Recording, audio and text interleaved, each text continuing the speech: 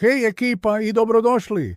Želite početi s video editingom, ali ne želite odmah trošiti novac na skupi softver? Nema problema. Danas vam donosim 5 fantastičnih i potpuno besplatnih alata za uređivanje videa koji će vas uvesti u svijet montaže. Bez obzira jeste li totalni početnik ili već imate neko iskustvo, siguran sam da ćete pronaći nešto za sebe. Idemo redom! Prvi na listi je DaVinci Resolve.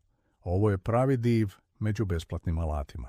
Ono po čemu je najpoznatiji je profesionalni color grading. Doslovno ga koriste i u Hollywoodu.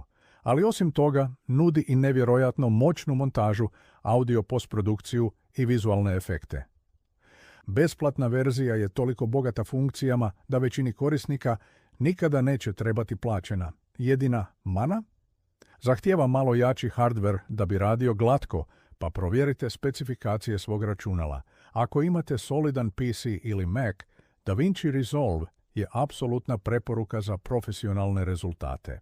Sljedeći je HitFilm, prije poznat kao HitFilm Express. Ako volite vizualne efekte i compositing, ovo je program za vas. HitFilm je hibrid između klasičnog video editora i softvera za specijalne efekte. Dolazi s ogromnom bazom ugrađenih efekata, od eksplozija i pucnjave do naprednih 3D modela. Sučelje je intuitivno i podsjeća na profesionalne alate, što ga čini odličnim za učenje. Ako želite svojim videima dodati onaj wow efekt i poigrati se s VFX-om, a da ne potrošite ni lipe, HitFilm je pravi izbor. Treći alat je vjerojatno mnogima poznat s mobitela CapCut, ali u svojoj desktop verziji. CapCut Desktop je savršen za brzu i jednostavnu montažu, pogotovo ako kreirate sadržaj za društvene mreže poput TikToka ili Instagrama. Ono što ga izdvaja su brojne gotove šablone, automatski generirani titlovi, popularni efekti i zvukovi koji su uvijek u trendu. Sučelje je iznimno jednostavno, pa ćete se snaći čak i ako nikada niste uređivali video. Ako vam je brzina najvažnija i želite moderan video u nekoliko klikova, CapCut je vaš najbolji prijatelj. Četvrti na listi je Shotcut. Ovo je open source program, što znači da je potpuno besplatan i razvija ga zajednica. Njegova najveća snaga leži u podršci za ogroman broj video i audio formata. Doslovno može otvoriti gotovo sve što mu bacite. Shotcut je vrlo fleksibilan. Možete prilagoditi sučelje kako vam odgovara, a nudi i širok spektar video i audio filtera.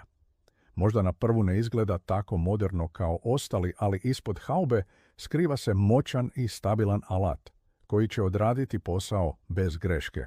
Odličan je za one koji cijene slobodu i fleksibilnost. I za kraj, peti alat je OpenShot. Ako su vam svi prethodni alati previše komplicirani i želite nešto najjednostavnije moguće, OpenShot je za vas. Njegovo sučelje je čisto, pregledno i nevjerojatno lako za korištenje, idealno za apsolutne početnike ili djecu. Možete lako rezati klipove, dodavati jednostavne prijelaze, osnovne animacije i titlove. Nema naprednih funkcija kao DaVinci, ali za osnovnu montažu obiteljskih videa, školskih projekata ili prvih YouTube uradaka više je nego dovoljan. Brzo se uči i ne zahtijeva jako računalo. Dakle, koji alat odabrati?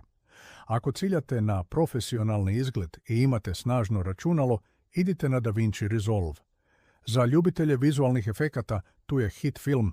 Ako trebate brzo i lako kreirati sadržaj za društvene mreže, CapCut je savršen. Za one koji trebaju pouzdani i fleksibilan alat koji podržava sve formate, preporučujem Shotcut. A za potpune početnike koji žele najjednostavnije moguće sučelje, OpenShot je najbolji početak.